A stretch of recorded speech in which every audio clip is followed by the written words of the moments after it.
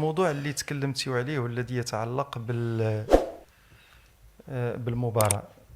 المباراة ديال التعليم، آه، أصدر يعني تم إصدار القرار بالأمس، وتم تحديد الشروط، وتم أيضا تحديد العدد هو بالنسبة للأساتذة ديال التعليم هو 19,000. كتبقى واحد الألف خاصة بالأساتذة المبرزين، ولأنه العدد الإجمالي ديال المناصب اللي عند الوزارة هو 20,000. ف هذه المباراة سوف يتم تنظيمها الآن.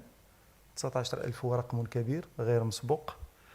أظن بأنه سوف يعني يسمح بدخول واحد العدد مهم جدا اللي غادي يواكب الإصلاح اللي كتقوم به الحكومة في الجانب المتعلق بإصلاح منظومة التعليم.